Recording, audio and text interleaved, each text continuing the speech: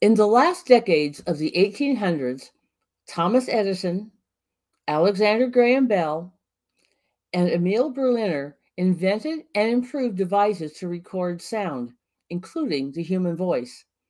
The 1908 presidential election was the first presidential campaign to make extensive use of phonograph recordings as part of the campaign effort to get the candidates' speeches to the people.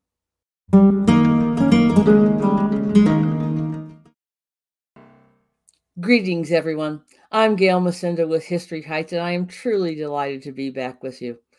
This video deals with the politics of 1908, so please remember to keep your comments within that historical context and not about the politics, policies, or politicians of today. Thank you. Let's get started. Vice President Theodore Roosevelt became President of the United States on September 14, 1901, following the assassination of William McKinley. After completing McKinley's term, Roosevelt was elected as president in 1904. On the eve of the 1904 election, he pledged to the American people that he would not seek another term in 1908, which would have essentially been his third term. Roosevelt was a popular president, so when he threw his support behind William Howard Taft as the Republican candidate for the 1908 election, Taft easily won the nomination on the first ballot at the Republican convention held in June. In July, the Democrats overwhelmingly nominated William Jennings Bryan, also on the first ballot. This was the third time Bryan was their presidential candidate, having also been the Democratic nominee in 1896 and 1900. Up until this time, political candidates or their representatives had to physically go to the people and shout out their speeches at rallies from platforms or the back of rail cars or by some other similar method.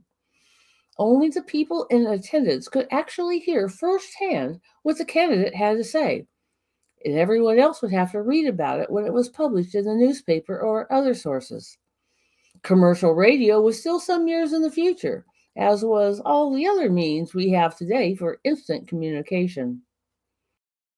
And now in the 1908 election, phonograph recordings were used to bring the voices of the candidates directly into the homes of the people, and those speeches could be listened to and studied over and over again.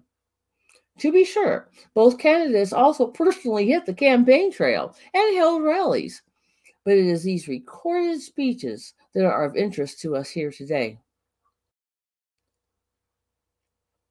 Both Taft and Bryan made multiple recordings for each of the big three recording companies of the day: the National Phonograph Company, perhaps more commonly called the Edison Recordings, the Victor Talking Machine Company, and the Columbia Company. We'll take a closer look at just three of these recordings. First, we'll listen to one of the speeches that William Jennings Bryan recorded on July 21st, 1908. It is a speech entitled Publication of Campaign Contributions and was recorded on the Victor label on a 10-inch disc. Bryan was known as a strong public speaker, and perhaps not quite as comfortable with a recording, but I think you can still hear his determination and conviction in his speech. An election is a public affair. It is held for the benefit of the public and is the means through which the people select their officials and give directions as to the policies to be adopted. There is no sound reason for secrecy in regard to campaign methods, and publicity will in itself prove a purifying influence in politics. The necessity for publicity has increased with the growth of favor-seeking corporations. These combinations of capital have gradually extended their power over the government through contributions to the campaign funds, and the officials elected by them have in return for contributions sold immunity to offenders. Public opinion has at last compelled a reluctant Congress to prohibit contributions from corporations. but in many cases individual stockholders in the big corporations have so large a personal interest that they can afford to subscribe the funds necessary for the purchase of an election. The recent National Convention of the Republican Party, by an overwhelming majority, voted down the publicity plank proposed by Senator LaFollette's friends. But the Republican leaders already see that it was a serious mistake. The Democratic Party has declared in its platform not only against receiving contributions from corporations, but against receiving from individuals contributions unreasonably large. And what is even more important, our platform declares in favor of the publication before elections of all contributions above a reasonable minimum. At the first meeting of the National Democratic Committee, I joined with Mr. Kerr, the Democratic candidate for Vice President, in requesting the committee to interpret and apply this plank to the present campaign. We suggested that $10,000 be fixed as the maximum for individual contributions, and that all individual contributions above $100 be made public before the election. All such contributions made before the 15th of October to be made public on or before that date. All contributions received after the 15th of October to be made public as received. No contributions to be received within 3 days of the election, and all expenditures to be made public immediately after the election. The Democratic Committee unanimously adopted these suggestions and will apply the doctrine of publicity. It is to be hoped that the action taken by the Democratic Committee will compel the Republican Committee to do likewise, for the people ought to know what influences are at work in the campaign, that they may better decide whether either party has so obligated itself to the great corporations as to make it impossible for it to protect the rights of the people. Let there be light is the demand of the voters, and more emphasis is being placed upon this demand. If there are any who love darkness rather than light, the excuse must be found in Holy Writ. It is because their deeds are evil. Next, we have a speech given by William Howard Taft. This speech is entitled "The Farmer and the Republican Party," and was recorded on August 5th, 1908, again on a 10-inch Victor disc. As the Republican platform says, the welfare of the farmer is vital to that of the whole country. The prosperity of the country rests peculiarly upon the prosperity of agriculture. Just now, one of the strongest hopes of returning good times is based on the business which the farmers' crops are to afford. The Republican Party during the last 12 years has accomplished extraordinary work in bringing the resources of the national government to the aid of the farmer. He is vitally interested in the restraining of excessive and unduly discriminating railroad rates, in the enforcement of the pure food law, in the promotion of scientific agriculture, and in increasing the comforts of country life, as by the extension of free rural delivery and the building of good roads. The free delivery in the Postal Service now reaches millions of our citizens and will be extended until every community in the land receives its full benefit. Everyone recognizes the essential and economic advantages of good country roads maintained more and more largely at public expense and less at the expense of the abutting owners. The policies of the present administration have most industriously promoted all these objects and cannot fail to commend themselves to the farmer's approval.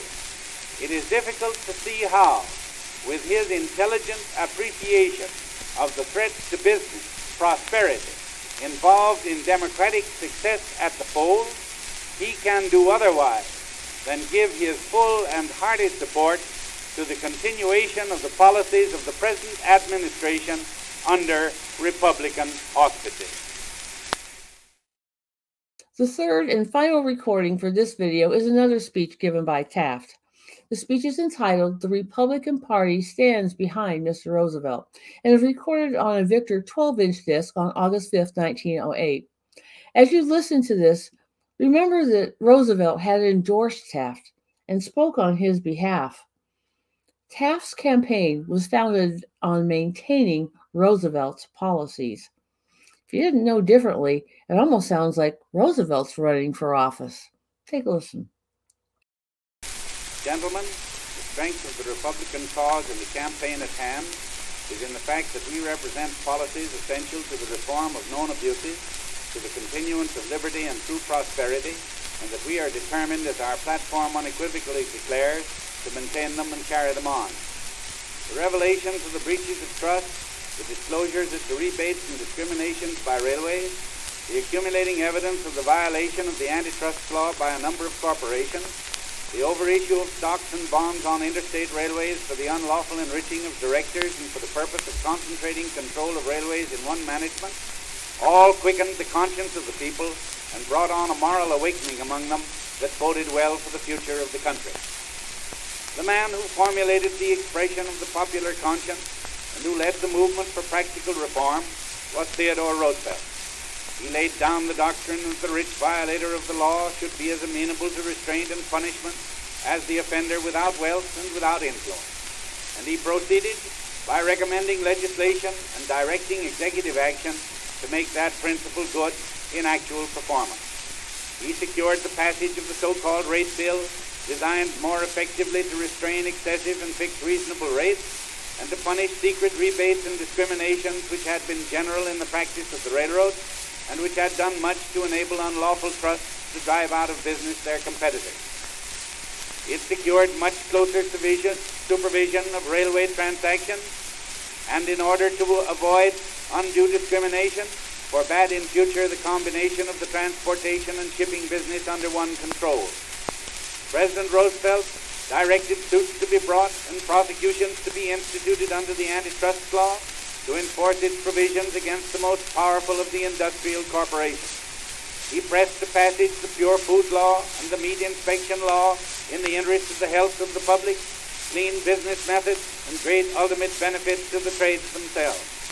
He recommended the passage of a law which the Republican Convention has since specifically approved, restricting the future issue of stocks and bonds by interstate railways to such as may be authorized by federal authorities.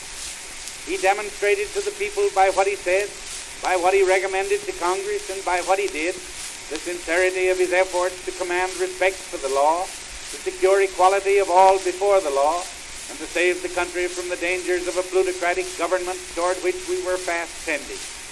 In this work, Mr. Roosevelt has had the support and sympathy of the Republican Party, and its chief hope of success in the present controversy must rest on the confidence which the people of the country have in the sincerity of the party's declaration in its platform that it intends to continue his policy.